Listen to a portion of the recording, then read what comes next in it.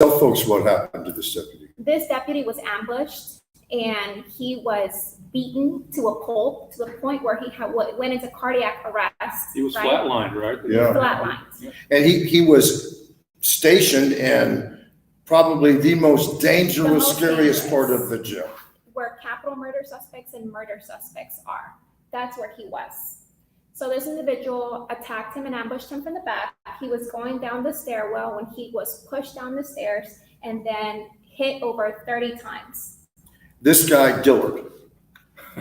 Tell us what you've kind of found. When April brought this to my attention, and she was very kind enough to attach his criminal history as well. A bad dude. I mean, he's just a mess. So including the latest charge, aggravated assault on a public servant, I go back and look, there's 9 felonies that he was in custody for. A lot of violence. Capital murder, aggravated assault on a peace officer, aggravated assault on a public servant, assault with intent to impede breathing, 2 counts of aggravated robbery with a deadly weapon. And when I start looking at it, I'm going, okay, he was sentenced to 45 years. Yes. Yeah. For aggravated robbery. Yeah, this is a man, keep in mind, this is a guy that he's in the Harris County Jail, even though he's sentenced to 45 years in prison. And the 6 out of the 9 felonies he was charged with, the victims were all either law enforcement, peace officers, or a public servant. The victim in the aggravated robbery was a juvenile probation officer. Tell us about the victim in the capital murder. The victim in the capital murder was actually a man who was disabled. He was hearing impaired. He was deaf. And so I couldn't imagine having somebody approach me with a gun and me not being able to hear what they're saying to me, only assuming and that being the last moments of my life. However, this death should have never have occurred because this man should have been in prison. That's right. And not in the Harris County system. And the victim, this guy had just gone to the, according to his friend, had gone to the store to like buy a beer and a pack of cigarettes. And again, he can't hear, sneaks up behind him, not only kills him and robs him, takes his shoes. Where's the humanity in this, right? I see you twitching. I mean, I can only imagine what death looks like. And for me to just take the moment to take your shoes, your car, your belongings, pick your pockets. That's heartless. I mean, so here's a guy who's already been sentenced to 45 years. And we all know he's pending capital murder. So you're in a situation where you've got 0 to lose. What's the worst that's going to happen to me over here? So the question that we have is how many other Dillards are currently in the county jail who have been convicted but not sent back to prison. Okay, you wonder too. So he had been in the Harris County Jail for what, a year after getting the 45 years? Yeah, he was originally on probation. Right. And probation was surprisingly. Yeah, somewhere along the line, a judge decides that he should get probation. Well, all he does the entire time that he's on probation is violate his probation by picking up new criminal charges.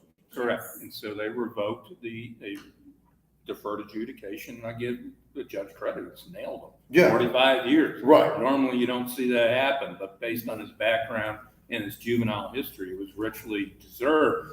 And so the problem was he would never got to TDC because he had all these pending charges here. Right. But this is what I don't understand. Okay, if he was going to go to trial on the capital murder, why not send his butt to prison and then bring him back, right? Because, so he was on bond 16, 17, 18, 19, 20 commits the capital murder, and is finally sentenced to the 45 years in 21. And I'm like you, how many other Harris County inmates have prison time and they should be in a prison instead of sitting in the county jail? That's a question for a very aggressive journalist. Do you know one? You know, can you find someone? If I was a journalist, these are questions that I would be asking. It makes no sense because if you're looking at it from a financial standpoint, right? It can't cost that much. No. If somebody's going to be, if they're looking at 3, 4, 5, 6 months, take them to prison and bring them back. Yes, it's so much cheaper. And you know, we've talked about this before, and this whole idea of some poor schmuck that's charged with theft or having a joint is sitting in jail. That is wrong. There is no one in the Harris County Jail that falls into that category. What we have right now in the Harris County Jail are violent, dangerous people. Absolutely. And, we're failing the community at large by not prosecuting these people in a timely manner. And even when they are prosecuted, they're not being transported to the prison system. Right. And the truth is that we are not equipped to handle these people. The jail is a temporary holding place, Yes. right? It's like for somebody that is denied bond and they have to be in jail, their cases need to take priority so we can adjudicate them, get it done, get them gone, and move on. But we're sitting here keeping these violent offenders in the Harris County Jail, which is just a holding facility. It's not a rehabilitation center. It's not equipped. It's to not handle a prison. that long. Right. It is not a prison. You don't have prison guards there. You No. have deputies. That's kind of the first job you take when you want to be A police a officer. That's where sheriff's you get deputy. hired into the That's department. right. Everybody starts In the there and then they move John, on. on behalf of my great grandmother, thank you for using the Yiddish slang word schmucks. That was priceless. The fact that you were able to do that. So somewhere up there, she's going, you finally taught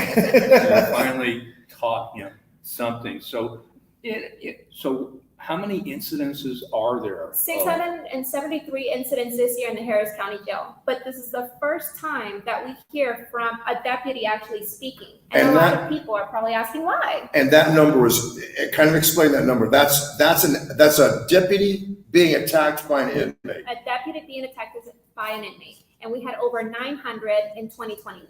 So in contrast, it goes to show that our jail is just not safe, not for deputies or inmates, because there was over 2,000 contacts between inmate and on inmate. And we have heard about all the deaths in the Harris County Jail, 27 as of today, right? So when you're seeing that there's been over 2,000 incidents with inmate on inmate, I'm surprised the number is not higher. The jail's got to be the most dangerous place in the city for anybody to be, And whether you're an they can't inmate or get you work people to there. work there. Right. That's the. And you can understand That's why. the sad reality. Why would you put yourself in a situation like that? So I'm hoping, like anything else, it's just horrific what happened to this young officer. But That's terrible. he appears to be very well spoken. Yes. Yeah. In what I've seen from him, and he also appears to be willing to speak out. So I'm hoping that this will be a catalyst for change. Please, yes, That's- yes. You know, He's in the most dangerous part of the jail, and he's by himself, and there's not enough people there. People. Who does that? Come on.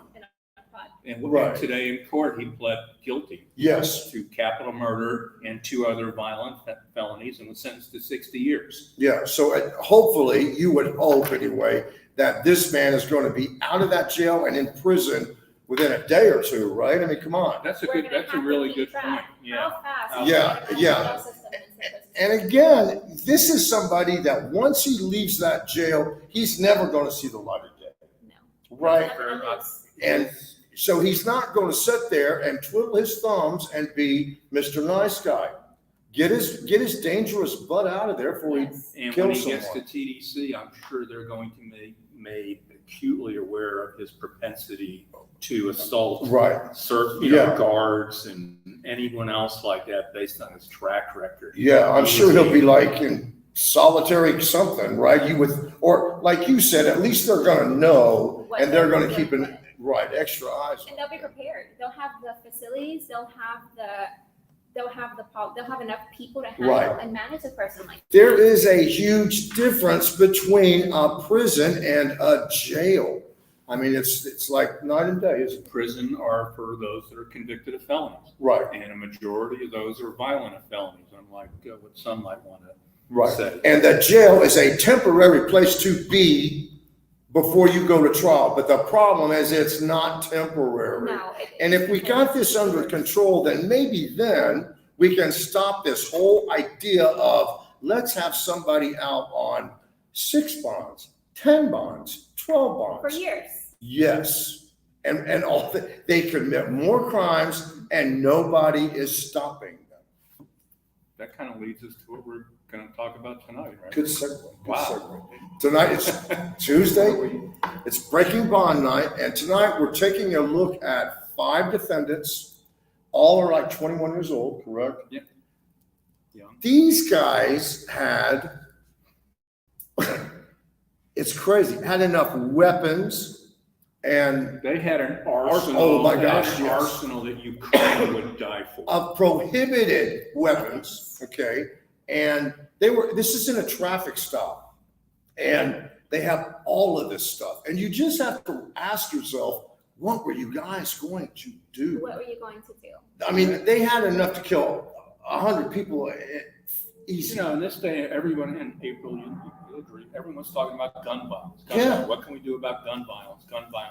You know, and you and I have talked this, how about like enforce the laws that are, Enforce the laws that are currently in place. We want to sit here and use a crutch on the fact that we need stronger gun laws, but we don't enforce what we currently have in place. Right now, as we speak, hundreds of defendants are receiving a PR bond, which is a get out of jail free card for felon in possession of a weapon. These are individuals that should not have a weapon and still have them. And by chance, a police officer catches them with a gun. Yet they go before the judge and they get let out the same day. The judge just basically says, well, just go on. I mean, we've seen them with multiple ones. same with machine gun. Yes, yeah. But these guys, it's crazy. So be sure to tune in to Breaking Bond on tonight's Fox 26 News at 9. April, thank you so much for coming. You come back anytime. All right, signing out. Hey, be kind to yourself and everyone else. Thank you for watching. Bye.